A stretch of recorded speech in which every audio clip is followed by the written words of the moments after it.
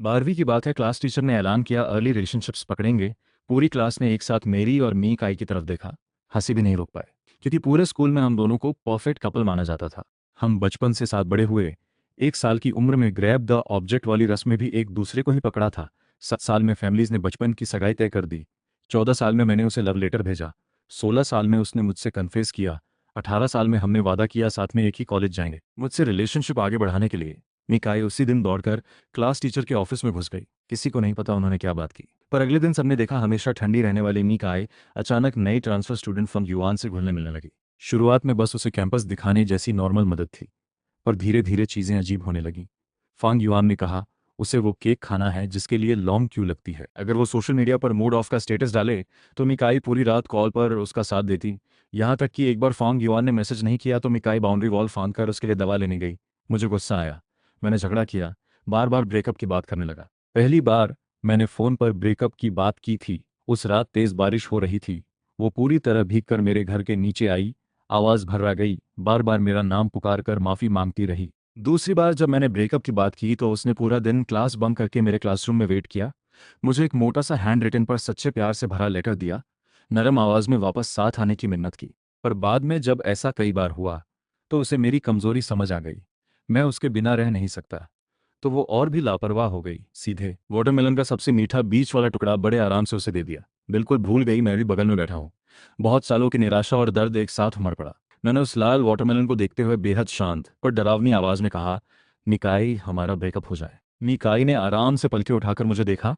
आवाज में हल्की सी झुंझलाहट थी। फिर वही ड्रामा। मैं कुछ नहीं बोला, उठकर रूम से बाहर निकल गया। घर पहुंचते ही सबसे पहला काम था लैपटॉप खोलना। बिना कोई देर किए एप्लीकेशन फॉर्म में जो पहले मीकाई के साथ तय किया था पेकिंग यूनिवर्सिटी, उसे बदलकर हजारों मील दूर नानजिंग यूनिवर्सिटी लिख दिया। फिर मैंने मीकाई से जुड़ी हर चीज साफ करनी शुरू की। सब कुछ एक बड़े कार्डबोर्ड बॉक्स में भर दिया। अगले दिन मैं वो भारी सा बॉक्स लेकर मीकाई के घर पहुंचा। नरम कालीन पर बैठकर लेटेस्ट इलेक्ट्रॉनिक गेम खेल रही थी। दोनों बहुत करीब बैठे थे। मीकाई बार बार एक्साइटेड होकर चिल्लाती और हंसती।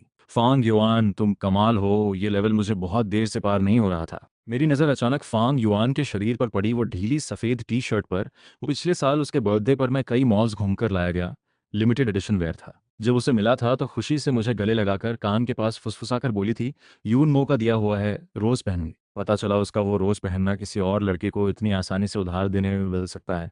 फांग युआन को शायद मेरी नज़र का एहसास हुआ। वो मुड़ा, मुझे बॉक्स लिए खड़ा देखकर उसके चेहरे पर तुरंत मासूम सी मुस्कान आ गई।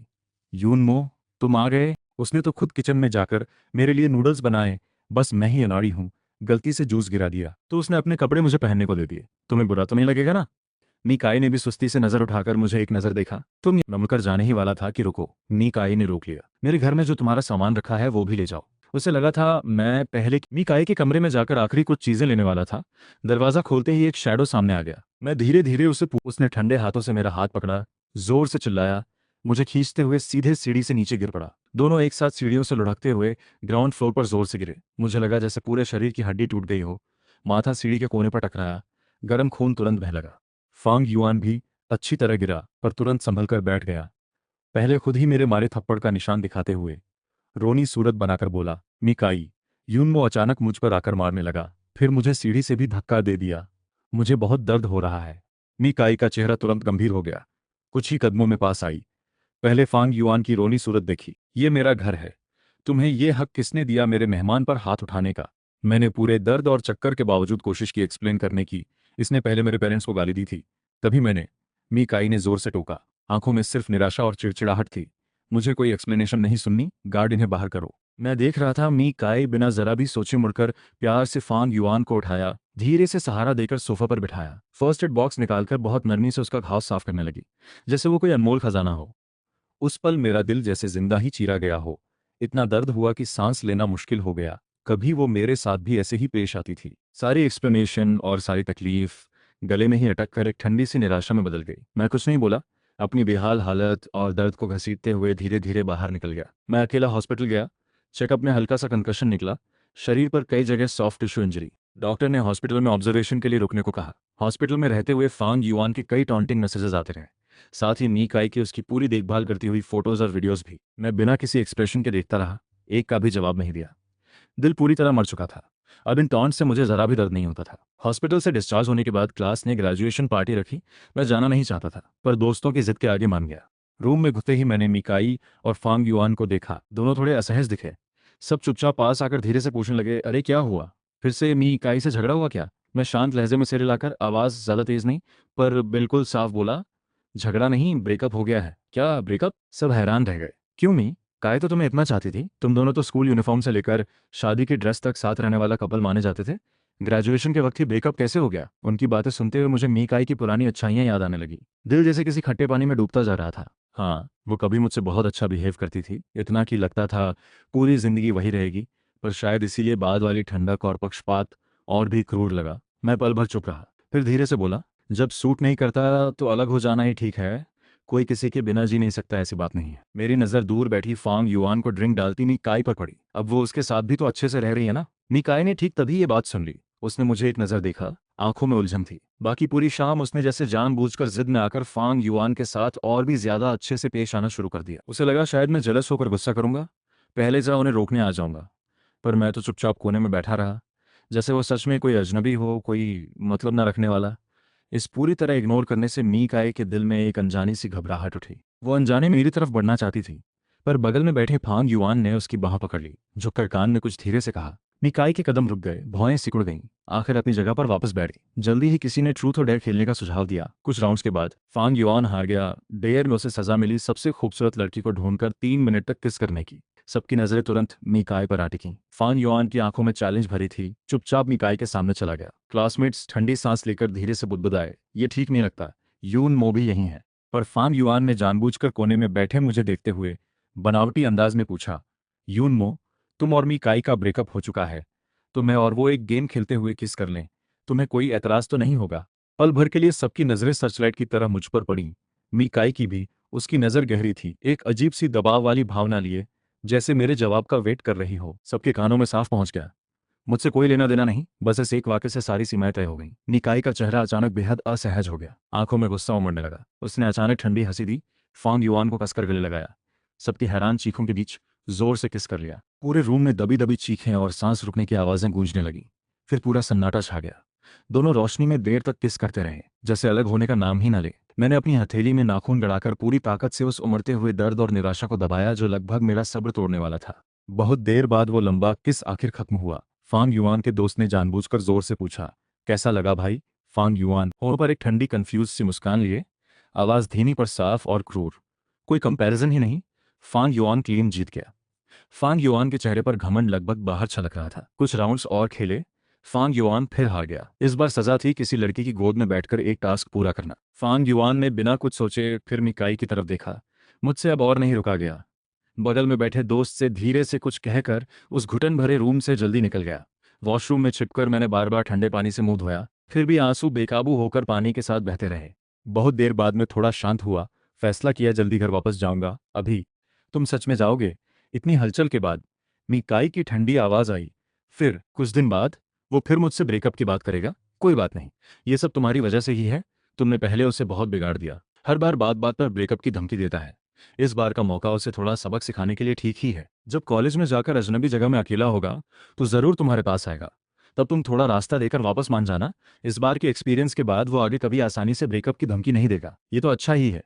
दरवाजे के बाहर से सुनते ही मेरा पूरा खून जैसे जम गया। तो उसकी नज़र में मैं जो बार बार दर्द और निराशा से टूटकर ब्रेकअप बोलता था, वो सिर्फ उसे कंट्रोल करने का एक तरीका भर था। और उसका तथाकथित सबक था सबके सामने किसी और लड़के को किस करके। मैं चुपचाप मुड़कर वहां से निकल गया।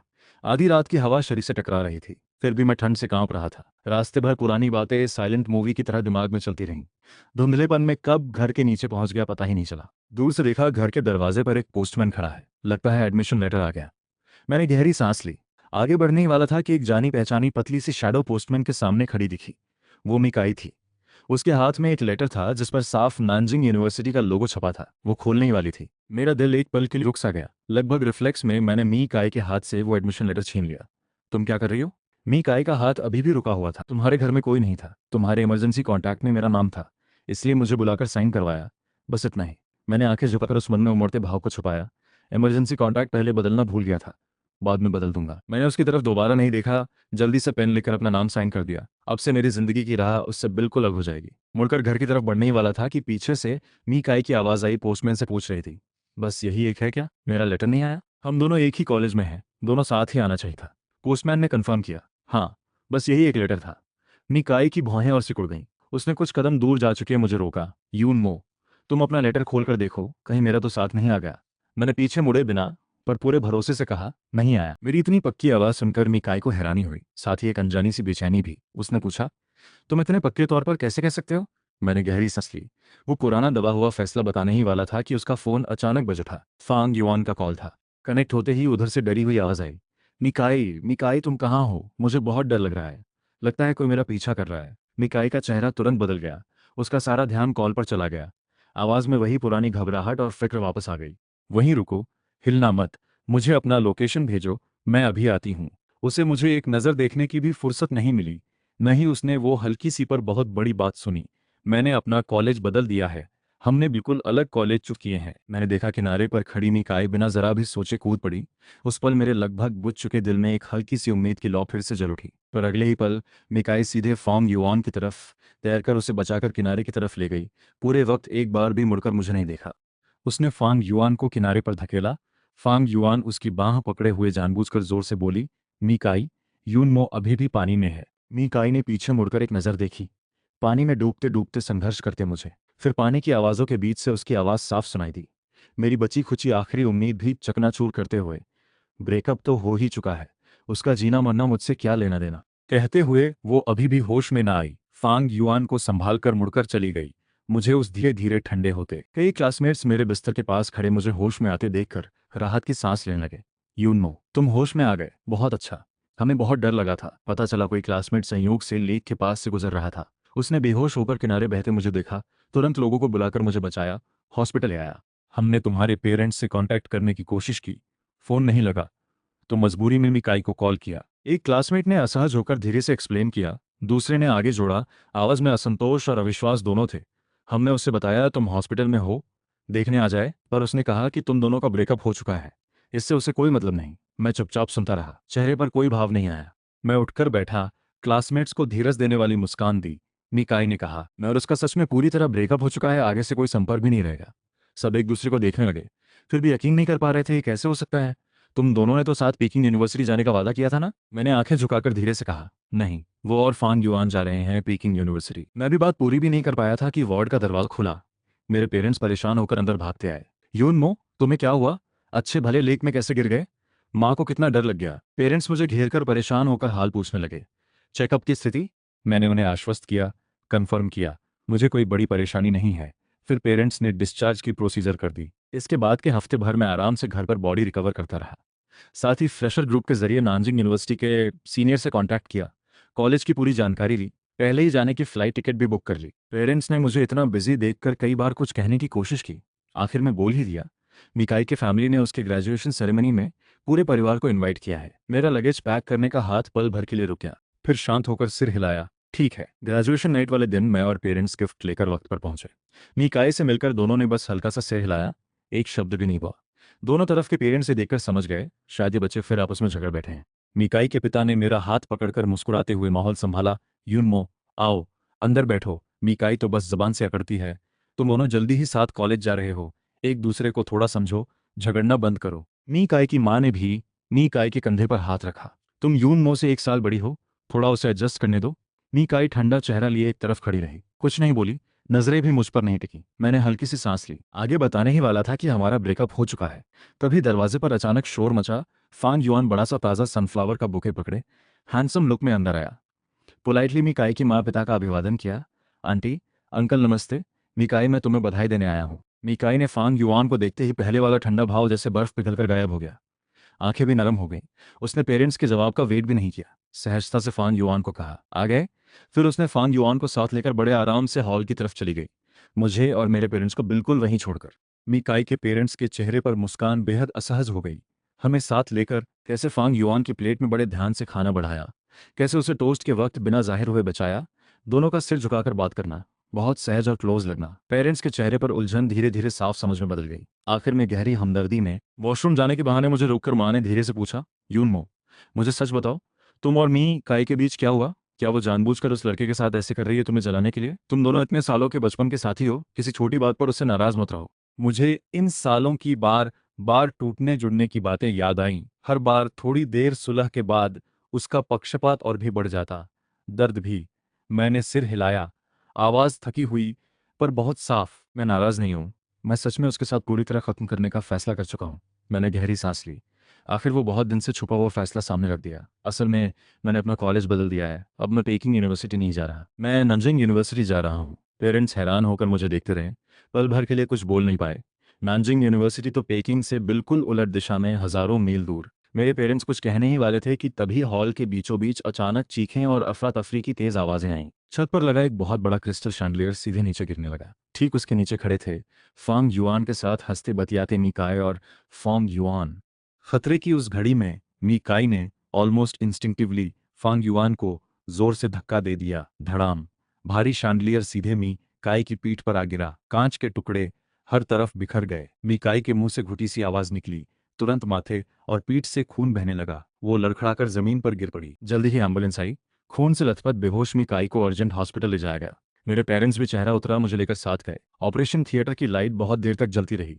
आखिर डॉक्टर बाहर आकर बताया ऑपरेशन सक्सेसफुल रहा, जान का खतरा टल गया। तभी सबने राहत की सांस ली।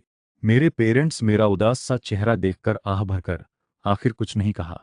मुझे लेकर घर वापस आ गए। रास्ते में गाड़ी में पूरी तरह चुप्पी छाई रही। बहुत देर बाद मेरी माँ ने फिर से धीरे से पूछा, तुमने सच में सोच लिया है मीकाई से अलग होने की बात? मैं खिड़की के बाहर तेजी से पीछे जाते रात के दृश्य देखते हुए धीरे से मुस्कुराया। मुस्कान में थकान और राहत दोनों थे। हाँ, सोच लिया है माँ। आज आपने भी देख ही लिया, वो जिसे पसंद करती है वो। मेरे पेरेंट्स रियर व्यू मिरर से मेरा शांत पर पीला पड़ा चेहरा देखकर दिल दुखते रहे। दोनों बहुत देर चुप रहे, जैसे किसी बड़े फैसले पर पहुंच गए हों। आखिर में पापा ने कहा, यूनमो, जो भी तुमने फैसला लिया है मम्मी पापा तुम्हारा साथ देंगे। संयोग से पापा भी कंपनी का बिजनेस नानचिंग की तरफ बढ़ाने का सोच रहे थे, तो क्यों ना पूरा परिवार ही शिफ्ट कर ले। कंपनी और घर दोनों हाथ साथ ले चलें। तुम्हारे कॉलेज के दौरान भी हम पास ही रहेंगे। मैं गंभीर होकर पेरेंट्स की आंखों में बिना किसी शर्त का सपोर्ट और प्यार देखते हुए आंखें भर आईं। जोर से सिर हिलाया, गला भर आया। ठीक है, लगता है आगे मीकाई और मेरी सच में फिर मुलाकात नहीं होगी। इसके बाद आधे महीने तक हम पूरा परिवार चुपचाप शिफ्टिंग की तैयारी करते रहे। जाने वाले दिन ही गिफ्ट्स लेकर मी फैमिली से मिलने और विदाई देने गए। हमारे पूरे परिवार के शिफ्ट होने की बात सुनकर, साथ ही जब मैंने दोबारा गंभीरता और पक्केपन से कहा कि मैं काय से पूरी तरह ब्रेकअप कर चुका हूं, तो मी काय के पेरेंट्स हैरान और बेहद अफसोस में डूब गए। यूनमो, हमने तो तुम्हें अपना ही दामाद मान लिया था। मीकाई ने बस पल भर की नादानी की है। मीकाई की माँ मेरा हाथ पकड़कर आंखें लाल करके बोली। मैं शांत भाव से बस सिर हिला दिया, आवाज नरम पर दूर। बचपन की भावना कोई मायने नहीं रखती। हम दोनों को आगे और भी अच्छे लोग मिलेंगे। मीकाई की माँ और मैं और फांग युआन कल साथ कॉलेज जा रहे हैं। अगर वो जाना चाहे तो खुद चला जाए, मेरे पास उसे छोड़ने आने का वक्त नहीं है। कॉल कट गई। मीकाई के पिता के कुछ कहने का इंतजार भी नहीं किया। फोन में सिर्फ ठंडी बीप की आवाज रह गई। मीकाई के पिता कटा हुआ फोन पकड़े, चेहरा कभी लाल कभी सफेद होता रहा। बहुत असहज हो गए। मैं आगे बढ़कर हल्के से मीकाई के पिता की बांह पकड़ी। अंकल, कोई बात नहीं, फ्लाइट उड़ने वाली है। आपकी अच्छाई का शुक्रिया। अगर वो बिजी है तो कोई बात नहीं, छोड़ने आना कोई बड़ी बात तो है नहीं। मेरे पेरेंट्स भी जल्दी से आगे आकर माहौल संभालने लगे। आखिर काफी असहजता और अफसोस के बीच हमारा पूरा परिवार अपनी फैमिली से विदा लेकर निकल गया। प्लेन आसमान में उड़ान भरने लगा। खिड़की से देखा 18 साल बिताया शहर धीरे धीरे छोटा होता जा रहा है। आखिर में बादलों में ढंक गया। मेरा दिल अजीब तरह से शांत था। अब मीकाई कभी नहीं दिखेगी। दूसरी तरफ मिकाई ने वादे के मुताबिक फांग युआन के साथ पेकिंग यूनिवर्सिटी जाकर एडमिशन कराई। उसने खुद लगेज खींचकर हॉस्टल सब कुछ ठीक ठाक अरेंज किया। मिकाई, काम खत्म हो गया, चलो साथ खाना खाते हैं। फांग युआन सब समेटकर मुस्कुराते हुए इनवाइट करने लगा। नहीं, थकान हो गई है, वापस जाकर आराम करना चाहती हूँ। मिकाई ने कल पापा वाला वो कॉल आने के बाद से उसके दिल में कोई अस्पष्ट सी बेचैनी लगी हुई थी। ठीक है। फांग युआन थोड़ा निराश हुआ, पर जबरदस्ती नहीं की। बॉयज हॉस्टल बिल्डिंग से निकलते ही दोपहर की धूप थोड़ी तेज लगी। पेड़ के नीचे खड़े होकर बिना सोचे उसने फोन निकाला। बहुत दिनों से शांत पड़ी उस चैट विंडो को खोला। इतने दिन कोल्ड वॉर चला, अब तक गुस्सा शांत हो ही जाना चाहिए। इस बार उसने मुझे इतना नजरअंदाज किया, यहाँ तक कि मेरे सामने ही फांग युआन को किस भी किया। सबक तो काफी गहरा मिल ही गया होगा। अब वक्त है उसे थोड़ा रास्ता देकर वापस मनाने का। सोचकर उसकी कल्पना में मेरा वो चेहरा आ गया जो शिकायत भरा पर छुपी हुई खुशी वाला होगा। होंठों पर बेध्यानी में हल्की सी मुस्कान भी आ गई। उसे नहीं पता था मुझे किस हॉस्टल बिल्डिंग में जगह मिली है। यही सोचकर मिकाई ने फ़ोन जेब में रखा, फ्रेशर्स रजिस्ट्रेशन काउंटर की तरफ चली गई। हेलो, ज़रा चेक कर दो, ड्रामा डिपार्टमेंट में यून मो किस हॉस्टल बिल्डिंग में रहता है। सीनियर ने कंप्यूटर पर कुछ देर चेक किया, फिर सिर उठाकर हैरान होकर बोला, सॉरी, नए स्टूडेंट्स की लिस्ट में यून मो नाम का कोई नहीं है। मिकाई के चेहरे की वो हल्की सी मुस्कान अचानक जम गई। भौहें सिकोड़कर बोली, ऐसा नहीं हो सकता, वो ज़रूर इसी बैच का न्यू स्टूडेंट है, दोबारा अच्छी तरह चेक करो। सीनियर ने फिर पूरी लिस्ट ध्यान चेक की, यहाँ तक कि सारी डिपार्टमेंट्स की फ्रेशर लिस्ट भी निकाल कर देखी, फिर पक्के तौर पर सिर हिलाकर मना कर दिया। सच में ऐसा कोई नहीं है, न सिर्फ ड्रामा डिपार्टमेंट बल्कि किसी भी डिपार्टमेंट में ये नाम नहीं है। एक बहुत गहरा अचानक भय ने मीकाई के दिल को जकड़ लिया। उसे अचानक याद आया उस दिन मेरा एडमिशन लेटर छीनने वाला अंदाज।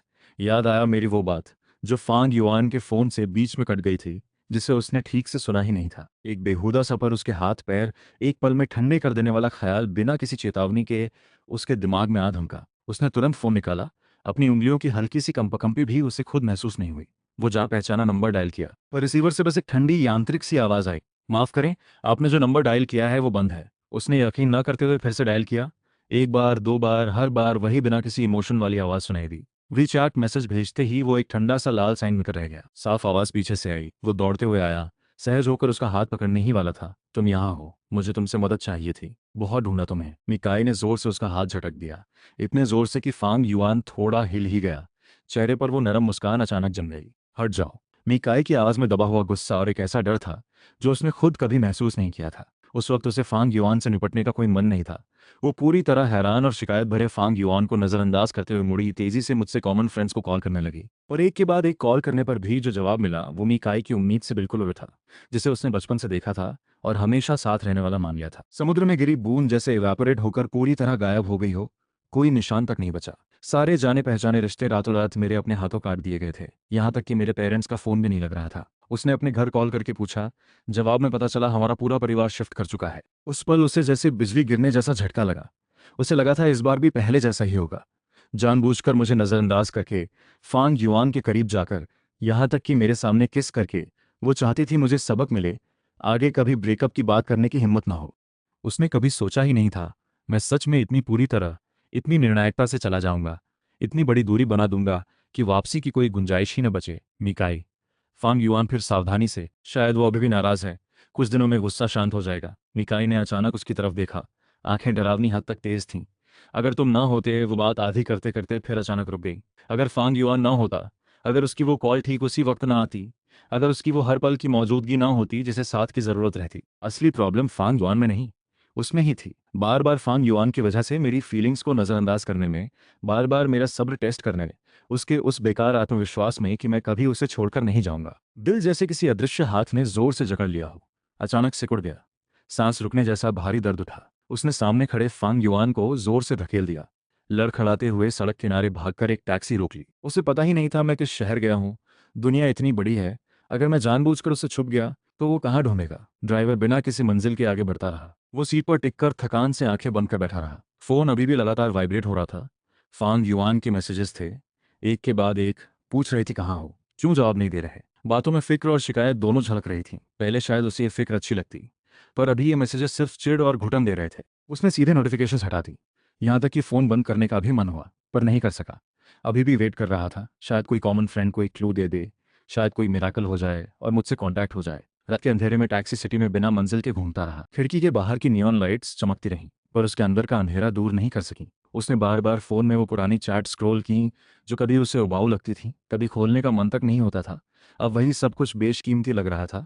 यून मो के भेजे रोज़मर्रा के किस्से, शिकायतें, कभी कभार की छोटी मोटी नाराज़गी। उसने मेरी सोशल मीडिया प्रोफाइल खोली। बैकग्राउंड फोटो खाली हो चुका था। वो ठंडा सा खाली रंग किसी अपार दीवार जैसा था जो हमारी दोनों की दुनिया को पूरी तरह अलग कर चुकी थी। यून मो। वो बिना सोचे बुदबुदाया, आखिर तुम हो कहाँ। जवाब में सिर्फ खिड़की के बाहर तेजी से गुजरती हवा की साएं साएं सुनाई दी। उसे पहली बार इतनी बेबसी और डर महसूस हुआ जैसे उसकी जिंदगी का सबसे इम्पोर्टेंट हिस्सा जबरदस्ती छीन लिया गया हो। मैंने लगेज ट्रॉली की हैंडल कसकर पकड़ी। नई जिंदगी यूं शुरू हो गई। एडमिशन की सारी फॉर्मेलिटीज पूरी करके, हॉस्टल की चाबी लेकर, लगेज एक एक करके जमाने के बाद मैंने जानबूझकर फ़ोन नहीं देखा। मुझे पता था क्लास ग्रुप में अभी भी मीकाई फांग युआन की चर्चा चल रही है, पर अब उससे मुझे कोई मतलब नहीं। मैंने नया सिम कार्ड निकाला, पुराना कार्ड निकालकर बिना जरा भी हिचकिचाए फेंक दिया। अगले दिन हॉस्टल रूम में रौनक आ गई। बाकी 3 रूममेट्स भी एक एक करके पहुंच गए। वो अलग अलग जगहों से आए, स्वभाव भी सबका अलग, पर सब मिलनसार थे। सब अपने अपने शहर की खास चीज़ें शेयर कर रहे थे, उत्साह से नई जिंदगी के सपने बांट रहे थे। मैं मुस्कुराते हुए सुनता रहा, कभी कभार जवाब भी दे दिया। इस तरह अजनबियों के बीच होने का एहसास। रूममेट्स मुझे भीड़ में साथ खींचते हुए ले जा रहे थे, पर मेरी नज़र दूर एक शांत सी टेंट पर पड़ी। स्ट्रीट डांस क्लब वाले बैनर के सामने मैं रुक गया। एक नरम आवाज़ आई। पूछने वाली एक सफ़ेद शर्ट पहने लड़की थी। उसके गले में क्लब का आईडी कार्ड लटका हुआ था। वो टेबल पर रजिस्ट्रेशन फॉर्म सजा रही थी। शायद वैसे ही पूछ लिया। मैंने थोड़ा हिचक फॉर्म ले लिया। थैंक्स सीनियर, मेरा नाम लियो रुयान है, कंप्यूटर साइंस, 3rd ईयर। वो हंसी, बगल से एक पेन उठाकर मुझे दे दी। यहाँ फिल कर सकते हो। तभी बगल से एक मेंबर जल्दी में भाग कर आया। लियो सीनियर, स्पीकर में शायद कुछ प्रॉब्लम है, थोड़ा चेक कर सकती हो? ठीक है, अभी आती हूँ, लियो रुयान ने जवाब दिया।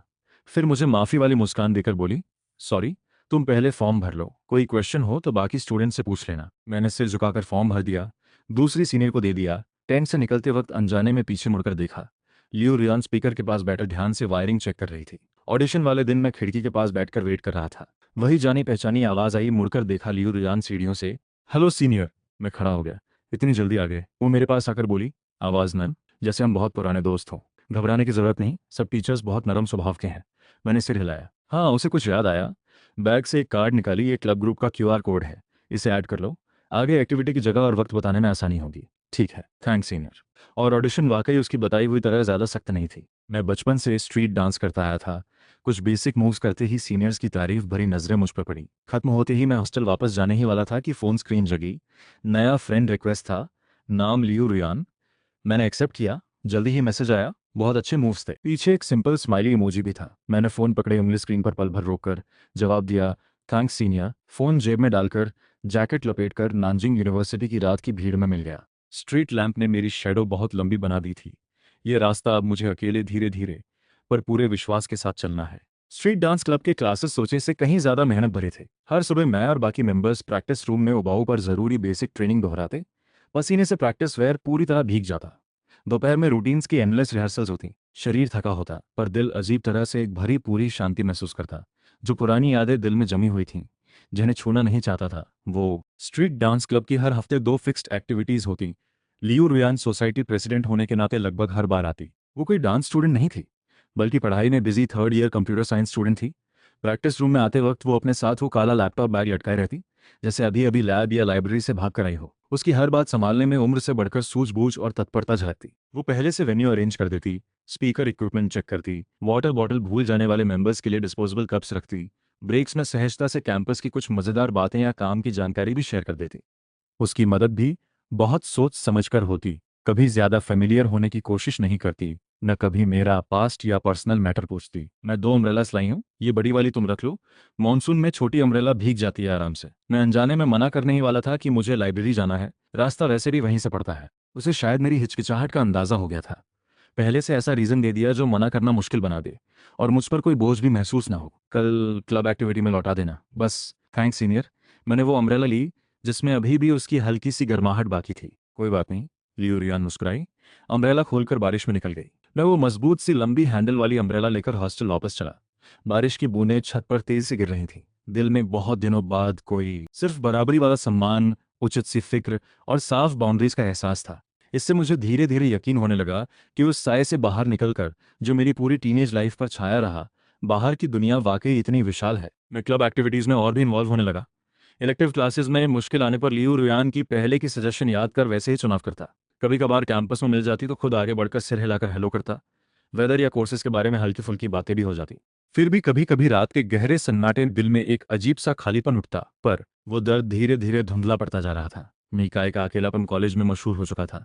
जब उसे समझ आया मैंने उसे पूरी तरह छोड़ दिया है, तो उसमें आगे बढ़ने की हिम्मत ही जैसे खत्म हो गई। फांग युआन के मैसेजेस और कॉल्स लगातार आते रहे, बिना थके। स्क्रीन बार बार जगता, उन्हीं शब्दों के साथ जिन्हें पहले वो अच्छा मानती थी, अब वे उसे घुटन ही देते। एक नज़र में देखकर वो उंगली फेरती, सीधे मैसेज को डो नॉट डिस्टर्ब कर देती। फिर फॉन्ग युआन सीधे क्लासरूम या हॉस्टल के नीचे आ जाता, सजा समरा, चेहरे पर बेहद प्यारी मुस्कान लिए। मी काई बस ठंडे कदमों से आगे बढ़ जाती, उसके लिए रुकती तक नहीं। मैं बिजी हूँ, वक्त नहीं, तुम खुद जाओ। उसका जवाब बेहद संक्षिप्त होता, पर उसे फांग युआन की भावनाओं की कोई परवाह नहीं थी।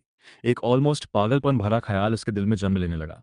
तेजी से उसके पूरे मन पर छा गया, उसे मुझे ढूंढना है, अभी, इसी वक्त। एक बार ये ख्याल आया तो फिर रुक नहीं पाई। मुश्किल से पता चला मैं नानजिंग यूनिवर्सिटी में हूँ। फिर ट्रांसफर करना ही उसे सबसे तेज, सबसे सीधा रास्ता लगा। उसने तुरंत काम शुरू कर दिया। नानजिंग यूनिवर्सिटी की ऑफिस में कॉल करके बार बार ट्रांसफ़र प्रोसेस और ज़रूरी डॉक्यूमेंट्स पूछे। उसने अपने सारे सर्टिफिकेट्स और मार्कशीट्स निकाल लिए। ज़रूरी प्रूफ डॉक्यूमेंट्स तैयार करने लगी। खबर जल्दी ही घर तक पहुंच गई।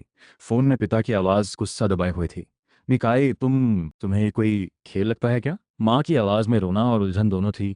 मिकाई, तुम्हें आखिर हुआ क्या है? क्या यूं मुंह से झगड़ा हुआ है? कोई बात हो तो शांति से बताओ। इतनी बड़ी बात ट्रांसफर तक क्यों पहुंच गई? मीकाई फोन पकड़े बालकनी में खड़ी धुंधले आसमान को देखते हुए आवाज में पहले जैसी जिद और भर्राहट थी। मुझे जाना ही है। कोई ऐसी वजह बताओ जो मुझे कन्विंस कर सके। पापा की आवाज अचानक तेज हो गई। वजह क्या बताए? क्या ये कहे कि उसने उस लड़के को खो दिया जिससे हमेशा साथ रहने वाला माँ था? अब बेतहाशा उसे वापस पाने की कोशिश कर रही है। ऐसी बात वो कह नहीं सकती। नहीं, ये पेरेंट्स को समझाने के लिए वैलिड रीजन बन सकती। कोई वजह नहीं, मुझे बस नानजिंग यूनिवर्सिटी जाना है। पापा गुस्से में लगभग बोल ही नहीं पाए। अगर ऐसी बेवकूफ़ी की तो आगे घर से एक पैसा भी मत मांगना। जो मर्जी करो। मिकाई की आवाज़ ठंडी, हर पुल जलाने जैसे निर्णय से भरी। चाहे आप लोग साथ न दें, फिर भी मुझे ज़रूर जाना है। बहस तीखी और लंबी चली। पेरेंट्स ने बारी बारी करियर से लेकर फैमिली की इज्जत तक, प्रैक्टिकल फ़ायदे नुकसान से लेकर इमोशनल जुड़ाव तक हर एंगल से समझाया। मिकाई बस चुपचाप सुनती रही। फिर एक ही बात कही, मैंने सोच लिया है, सारा दांव लगा दूंगी। उसने चुपचाप एजेंट से कांटेक्ट करके लोन की पॉसिबिलिटी तक चेक कर ली। सबसे बुरी सिचुएशन के लिए तैयार हो गई। फैमिली का प्रेशर अभी शांत भी नहीं हुआ था कि फांग युआन को वहीं से उसके नानजिंग यूनिवर्सिटी ट्रांसफर की खबर मिल गई। वो उसके सामने दौड़ते हुए आया, हताश होकर उसकी बाह पकड़कर। आखिर क्यों मिकाई?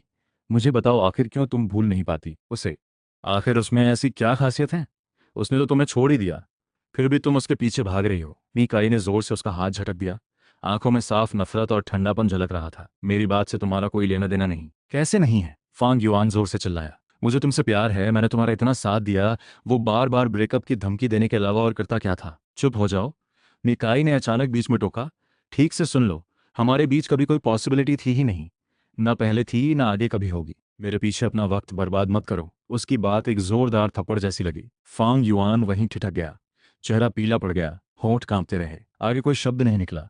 इतनी सारी रुकावटों और रोकथाम के बावजूद भी उसका निश्चय नहीं डिगा। फॉर्मेलिटीज कठिनाई से आगे बढ़ती रहीं। जब आखिर उसे नानजिंग यूनिवर्सिटी का एक्सेप्टेंस लेटर मिला, वो नानचेंग जाने वाली फ्लाइट में बैठी, खिड़की से टिककर बैठी। दिल में कोई मोह नहीं, बस लगभग हार मान चुके जुए जैसी बंजर सी उम्मीद और यंत्रवत सी हरकत थी। उसका मन अनजान कैंपस का नजारा देखने का नहीं था। लैंड होते ही वो पागलों की तरह मेरी खबर लेने में जुट गई। स्ट्रीट डांस डिपार्टमेंट का टाइम टेबल, अक्सर जाने वाला प्रैक्टिस रूम, संभावित हॉस्टल बिल्डिंग, वो हर मुमकिन क्लू तलाशने में पागलों जैसी लगी रही। आखिर एक शाम उसे पता चला स्ट्रीट डांस क्लब और एक और क्लब का साथ में एक छोटा सा जॉइंट रिहर्सल इवेंट है। लगभग दौड़ते हुए वहां पहुंची। रिहर्सल रूम की खिड़कियां बहुत बड़ी थीं। उजली गर्म रोशनी बाहर छन रही थी। कांच के पार उसने तुरंत पहचान लिया। वो एक बोतल दो, मुस्कुराते हुए कुछ कह रही थी। मैं सुनते हुए होठों पर बड़ी सहजता से एक हल्की सी मुस्कान लिए था। नजरें शांत, यहाँ तक कि उसमें हल्की सी हंसी की चमक भी थी। ये वो सुकून भरा भाव था जो मीकाई ने बहुत दिनों से मेरे चेहरे पर नहीं देखा था। मीकाई का दिल जैसे जोर से खिंच गया, खट्टा मीठा दोनों एक साथ।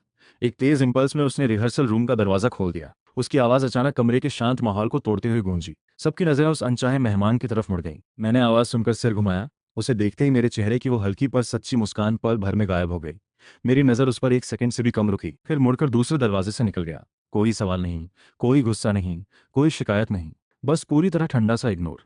मिकाई का उठा हुआ हाथ अभी भी हवा में ठहरा था। जितनी बातें तैयार करके लाई थी, सब गले में ही अटक गईं। उसने मेरी निर्णायक जाती हुई पीठ देखी, फिर बगल में मुझे शांत होकर थोड़ी एलिगेंस के साथ देख रही लियू रुआन की तरफ नजर घुमाई। एक क्रूर सी सच्चाई ठंडे पानी की तरह उस पर बरस गई। उसके हर अंग में सिहरन दौड़ गई। पता चला बिना उसके भी मैं सच में अच्छा रह सकता हूँ, बल्कि पहले से बेहतर।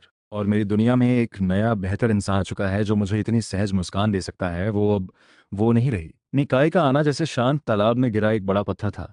वो लगभग बेबस हो गई। वो अभी भी गर्म मेरी पसंदीदा उस मशहूर मिठाई की दुकान का पेपर बैग लेकर आ जाता, मेरे हाथ में थमाने की कोशिश करता। यू नो, तुमने ब्रेकफास्ट तो नहीं किया होगा। दोपहर प्रैक्टिस रूम के बाहर वो सफेद गुलाबों का बड़ा सा गुलदस्ता पकड़े इंतजार करता।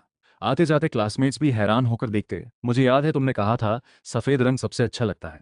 शाम को हॉस्टल वापसी वाले रास्ते पर वो अचानक पेड़ की छांव से निकलकर मेरा रास्ता रोक देता। आंखें लाल, आवाज भराई हुई, बार बार दोहराता, बस बात कर लें, सिर्फ 5 मिनट, ठीक है?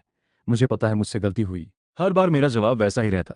नजर एक सेकंड से ज्यादा उसके चेहरे पर टिकती ही नहीं। सामने रखे गिफ्ट्स को भी बिना कुछ कहे बस चुपचाप बगल से निकल जाता। अगर मिकाई, हटने की जरूरत नहीं, बस तुम मुझे तंग कर रही हो। एक बार तो जब मिकाई फिर सबके सामने मेरी कलाई पकड़ने की कोशिश कर रही थी, मैंने जोर से हाथ छुड़ाया। आवाज ज्यादा तेज नहीं थी, पर आसपास फुसफुसा रहे लोगों तक साफ सुनाई दे गई। मैं सैम, हम एक दूसरे को इतनी अच्छी तरह जानते ही नहीं। कृपया आगे से ऐसी परेशान करने वाली हरकतें मत करना। ये बात आईसी नीडल की तरह सीधे मीकाई के दिल में चुभ गई। धीरे धीरे कैंपस में तरह तरह की गॉसिप बेल की तरह फैलने लगी। कई तरह के शक और उत्सुक नजरें मुझे घेरने लगी। इन सब का सामना करते हुए मैंने बस और ज्यादा मेहनत से खुद को अपनी एकेडमिक्स और क्लब एक्टिविटीज में डुबो दिया। लगभग सख्त बिजनेस में खुद को लपेट लिया, जैसे रुकते ही वो सारा शोर वापस आ जाएगा। इस घुटन भरी उलझन के बीच लियू रियान की मौजूदगी एक चुपचाप पर मजबूत ढाल बन गई। उसने कभी मी काई के बारे में कोई सवाल नहीं पूछा। बस एक बार जब मी काई ने मुझे फिर हॉस्टल के रास्ते में घेर लिया था, मेरा चेहरा पीला पड़ चुका था, उंगलियां हल्की कांप रही थीं, तभी लियू रियान साइकिल से गुजरी। यून मो, वो एक पैर जमीन पर टिकाकर बिल्कुल नॉर्मल अंदाज में बोली, तुम्हें ढूंढ रही थी। पब्लिसिटी डिपार्टमेंट को हमारे पिछले इवेंट की फोटोज चाहिए, तुम्हें साथ ले जाना है। अभी वक्त है क्या? उसकी आवाज़ ने तुरंत उस टेंशन भरे माहौल को तोड़ दिया। मैंने तुरंत सिर हिलाया, तेज कदमों से उसकी तरफ बढ़ गया। कैंटीन में निकाय आसपास किसी की परवाह किए बिना जबरदस्ती मेरे सामने बैठ गई। मैंने अपनी चॉपस्टिक्स रख दी। क्लब का एक साथी अपनी ट्रे लेकर आया। यहाँ कोई नहीं बैठा है ना? लियू रियान मुस्कुराते हुए मेरे बगल की खाली जगह पर बैठ गई। बड़ी सहजता से मुझे और मीकाई को अलग कर दिया। फिर सिर घुमाकर दोस्त के साथ अभी अभी हुई प्रोग्रामिंग कंपटीशन की बात करने लगी। मेरी असहजता भी दूर कर दी और मीकाई के गुस्से से पानी टपकते चेहरे को भी बिल्कुल नजरअंदाज कर दिया। ऐसी सही वक्त पर मदद हर बार मीकाई की धधकती आग में और तेल डाल देती। वो और भी ज्यादा हद तक चली गई, पीछा करना और तेज कर दिया, आना जाना और बार बार बढ़ा दिया। गिफ्ट्स और महंगे भेजने लगी। माफी के शब्द और तीखे हो गए। उसने लियू रियान की जांच पड़ताल भी शुरू कर दी। यूनमो, उससे दूर रहो। तुम्हें उसके बारे में क्या पता? वो तुम्हें पसंद करने की है, मुझे जवाब दो। उसके लगातार बेकाबू सवालों और उलझानों के आगे मेरा जवाब सिर्फ और ठंडा इनकार बनता गया। चाहे वो कितनी भी हिस्टीरिया करे, चाहे अपना पूरा घमंड छोड़कर कितनी भी गिड़गिड़ाए, मेरे अंदर एक जरा भी नरमी नहीं आती। वो पेड़ के नीचे खड़ी देखती रही मुझे, फिर लियू रुयान के साथ बिना किसी हिचकिचाहट के जाते हुए आंखों के कोने तक उसकी तरफ नहीं मुड़े। गॉसिप बेल की तरह चुपचाप मुझे लपेटती रही। मैं जितना संभव हो उसे नजरअंदाज करके अपनी पूरी ऊर्जा क्लब में लगाता रहा। पर जो होना था वो आखिर हो ही गया। दोपहर की कैंटीन में लोगों की भीड़ के बीच मैं अभी रूममेट के साथ बैठा ही था कि एक गुस्से से भरा लड़का शोर काटता हुआ आगे आया। यूनमो, तुम बहुत अच्छा नाटक करते हो। सारी। वो बिना रुके मेरी टेबल तक आकर खड़ी हो गई। उंगली लगभग मेरे चेहरे तक पहुंचा दी। मिकाई को नहीं छीन पाए तो अब गायब होकर बेचारगी दिखा रहे हो, नकली उच्चता दिखा रहे हो, इतनी दूर छुपकर आ गए। सोचते हो इससे वो तुम्हें भूल नहीं पाएगा? फोंग युआन की आवाज गुस्से और तीखेपन में भरी, हर शब्द जल्दबाजी में निकल रहा था। तुम्हें ऐसे नाच चढ़ाने वाले तरीके के अलावा कुछ आता ही नहीं।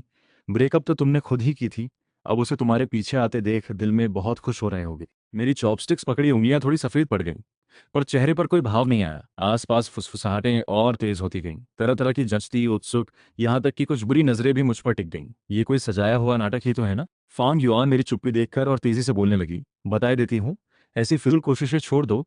तुम बिल्कुल भी सुनो। एक शांत पर पूरे विश्वास वाली आवाज ने उसे बीच में टोका। पता नहीं कब लियू रुयान वहां पहुंची थी। उसने बड़ी सफाई से मुझे अपने पीछे कर लिया। फांग युआन की गुस्से भरी नजरों के बीच में आकर खड़ी हो गई। उसका एक्सप्रेशन हमेशा की तरह नरम था, पर आंखों में शांत गहराई थी। एक ऐसी ताकत लिए हुए जो किसी भी अतिक्रमण को बर्दाश्त नहीं करेगी। पहली बात, ये पब्लिक जगह है, कृपया अपने व्यवहार का ध्यान रखो। तुमने बाकी स्टूडेंट्स के खाने में काफी डिस्टर्बेंस किया है। लियू रुयान की आवाज ज्यादा ऊंची नहीं थी, पर साफ तौर पर आसपास की भीड़ की आवाजों से ऊपर पहुंच रही थी। दूसरी बात, तुमने अभी जो बेबुनियाद इल्जाम और पर्सनल अटैक किए, वो पब्लिक इंसल्ट के दायरे में आते हैं। कॉलेज के रूल्स के तहत हमें यह अधिकार है कि हम तुम्हें फौरन रुककर यहाँ से जाने को कहें। उसने पल भर रुककर गुस्से से लाल फांग युआन के चेहरे पर नजर घुमाई। आखिर उसकी नजर आ चुके सिक्योरिटी गार्ड पर टिकी। हल्के से इशारा किया। आवाज अभी भी शांत, पर उसमें एक असामान्य सी ठंडक थी। आखिर में तुम्हारा कोई भी अंदाजा हो, तुम्हें यूनमो के फैसले पर उंगली उठाने का कोई हक नहीं। सिक्योरिटी गार्ड तुरंत आगे बढ़ा। फांग युआन यकीन न करते हुए आंखें फाड़कर अचानक सामने आई। इस औरत को देखने लगी। गुस्से से पूरा शरीर कांपने लगा। तुम कौन हो? मेरी और उसकी बात में तुम्हें बोलने का क्या हक है? क्या तुम भी उसी की तरफ? मैं कौन हूं इससे कोई फर्क नहीं पड़ता। लियू रियान ने ठंडे से बीच में टोका, आवाज में जरा भी हलचल नहीं, बस सही गलत की बात है। कृपया आप चलो। मैंने सिर उठाकर लियू रियान की पीठ को देखा। एक अजीब सी खटास अचानक मैंने जबरदस्ती दबा दी। तभी एक और शैडो भीड़ को चीरते हुए अंदर घुस आई। वो मिकाई थी। साफ लग रहा था पूरे रास्ते दौड़कर आई है। चेहरे पर पहले कभी न देखी हुई परेशानी थी। पहले उसने सिक्योरिटी गार्ड से पकड़े, गुस्से में नीले पड़े फोंग युआन को देखा, फिर तुरंत लियू रियान के पीछे खड़े मुझे देखा। आखिर उसकी नजरें लियू रियान की उस पूरी तरह प्रोटेक्टिव पीठ पर जाकर टिक गईं। उलझन, बेचैनी, गुस्सा सब एक साथ उसकी आंखों में उमड़ने लगे। फांग युआन, वो लगभग गुर्राते हुए बोली। उसकी बांह पकड़ ली, इतनी जोर से कि फांग युआन दर्द से चीख पड़ी। फांग युआन, बहुत हो गया। तुम्हें यहाँ किसने बुलाया? फांग युआन का चेहरा तुरंत बदल गया।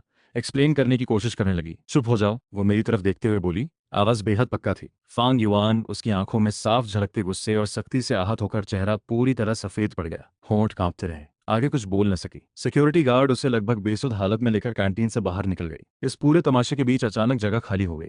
मिकाई वहीं खड़ी रही, सीना जोर से उठ गिर रहा था।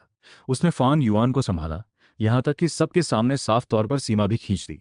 उसने मेरी तरफ देखा, मुंह खोला, जैसे कुछ एक्सप्लेन करना चाहती हो, कुछ भावुक होकर माफी मांगना चाहती हो, थोड़ी सी नरमी की उम्मीद रखती हो। उसे लगा शायद इस बार उसने सही किया होगा। उसने मेरी रक्षा की, जिसने मुझे नुकसान पहुंचाया उसे भगा दिया। सबकी नजरें मुझ पर टिकी थीं, मेरे जवाब का वेट कर रही थीं, पर मैं बस चुपचाप उठ खड़ा हुआ। मैंने मिकाई की तरफ एक नज़र भी नहीं देखी। जैसे उसका अभी का पूरा भावुक बयान, उसका लगभग बेबस सा वेट करना मुझसे कोई मतलब ही नहीं रखता। मैंने बस लियू रुयान की तरफ मुड़ा। सीनियर, थैंक्स, चले। मिकाई का उठा हुआ हाथ हवा में ही रुक गया। उसके सारे अनकहे शब्द गले नहीं जम गए। एक तबाह कर देने वाली निराशा और ठंडापन अचानक उसके सीने में आकर उसकी बची हुई बेकार सी उम्मीद को कुचल गया। पर सतह पर दिखने वाली शांति ज्यादा देर नहीं टिकी। फांग युआन के अंदर की वो जिद सबके सामने इंसल्ट होने से गायब नहीं हुई, बल्कि और भी भयानक भूत की तरह चिपकी रह गई। उसने अब पब्लिक में हंगामा करने की कोशिश छोड़ दी, इसके बजाय चोरी छिपे पीछा करने लगी। उसे मिकाई की रूटीन पूरी तरह पता चल गई थी। उसका अक्सर जाने वाला अकादमिक बिल्डिंग, लाइब्रेरी, यहाँ तक कि गर्ल्स हॉस्टल के नीचे भी उसकी घोस्ट जैसी परछाई दिखने लगी। तुमने मुझे इतना दर्द क्यों दिया? तुमने वादा किया था मेरा ख्याल रखोगे, क्या तुम भूल गए? मुझे एक जवाब चाहिए, वरना मैं नहीं जाऊंगी।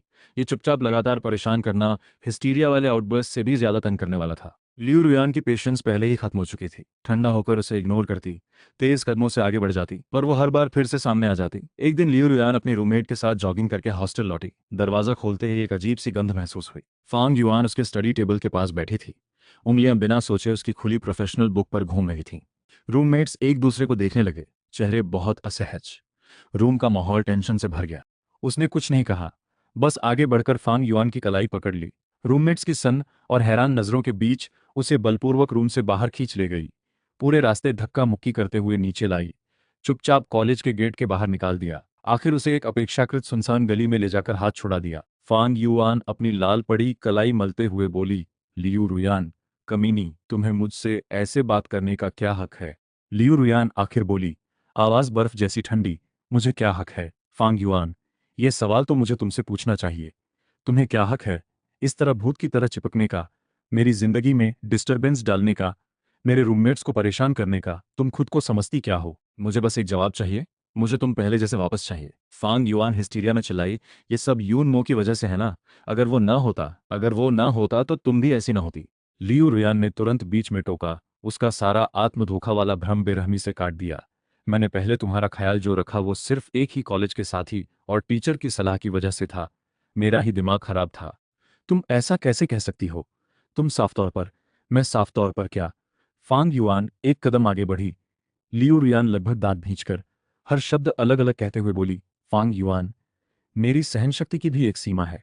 अगर तुमने ऐसे ही आगे बकवास जारी रखी, मेरा पीछा किया, मुझे परेशान किया, मेरे आसपास के लोगों को भी परेशान किया। वो रुकी, आंखें ठंडी होकर उस पर टिक गईं। पल भर के लिए, तुम्हें एतराज नहीं है ना? अगर मैं तुम्हारी सारी की सारी हरकतें एक एक करके, जिसमें यह भी शामिल है कि तुमने कैसे जानबूझकर जूस गिराया, मेरे कपड़े पहनने की एक्टिंग की, कैसे ठीक सीढ़ी पर मौके से गिरी, और यूनमो के बारे में पीठ पीछे क्या क्या कहा, सब कुछ ठीक ठीक लिखकर कॉलेज के फोरम पर पोस्ट कर दूं, साथ में सभी रेटेड टीचर्स और तुम्हारे डिपार्टमेंट के हेड्स को भेज दूं, फिर तुम्हारा scholarship application, outstanding student status और तुम्हारी वो लंबे समय से चाहती हुई पोस्ट ग्रेड एडमिशन, वो सब क्या यूं ही तुम्हारे लिए बचे रहेंगे? फांग युआन के चेहरे का रंग पूरी तरह उड़ गया, होंठ कांपने लगे, आंखों में पहली बार असली डर उमड़ा। किसी और से बेहतर उसे पता था लियो रियान जो कहती है वो करके भी दिखाती है। अपने आप को होशियार समझने वाली उसकी सारी चालाकियां असली ताकत और सीधी धमकी के सामने बेकार साबित हो गईं। एक बार सामने आया तो उसने जो इमेज इतनी मेहनत से बनाई थी, सब पूरी तरह चकनाचूर हो जाएगी, करियर तबाह हो जाएगा। लियो रियान, तुम ऐसा नहीं कर सकती। उसकी आवाज़ बुरी तरह कांप रही थी। मैं कर सकती हूँ, लियो रियान ने पक्के तौर पर कहा।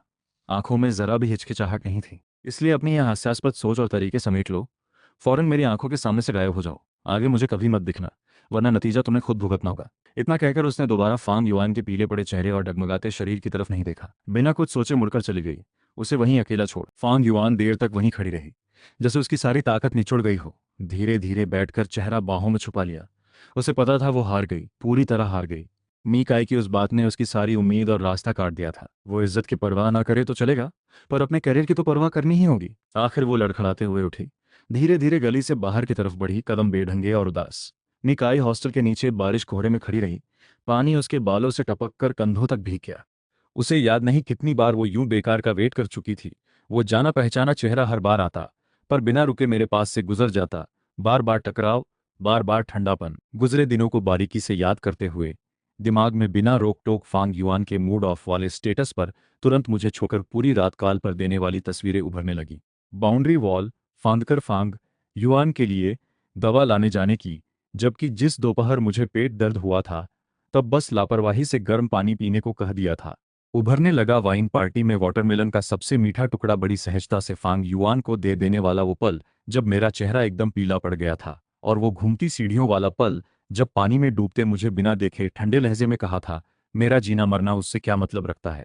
हर तस्वीर साफ और क्रूर थी। उसने कई सालों के मेरे प्यार का फायदा उठाकर मेरी सहनशीलता को बेधड़क बर्बाद किया। बार बार वो अब क्लासरूम या प्रैक्टिस रूम के बाहर आने की कोशिश नहीं करता, न ही वो गिफ्ट्स भेजता जिन्हें मैं देखता तक नहीं। उसने लेटर पेपर्स का एक मोटा बंडल खरीदा। हर रात जब रूममेट सो जाते, वो टेबल लैम्प की रोशनी में एक एक शब्द ध्यान से लिखता। बहुत सावधानी से लेटर बांध कर रखता, मेरे हॉस्टल के नीचे लेटर बॉक्स में डाल देता। कोई सिग्नेचर नहीं होता, पर उसे पता था मैं उसकी हैंडराइटिंग पहचान लूंगा। एक बार, दो बार, तीन बार वो दूर से देखता रहता। जब मैं लेटर्स निकालता, मैं वो मोटा बंडल निकालकर बिना खोले सीधे रास्ते के डस्टबिन में फेंक देता। हाथ की हरकत बहुत सहज, बिल्कुल भी हिचकिचाहट नहीं, जैसे फेंकी जा रही चीज किसी की तड़पती हुई भावना न होकर सिर्फ रद्दी कागज हो। मीकाई दूर पेड़ की छांव में खड़ी वो सब देखती रही। दिल जैसे फिर उसी अदृश्य हाथ से जोर से जकड़ लिया गया हो।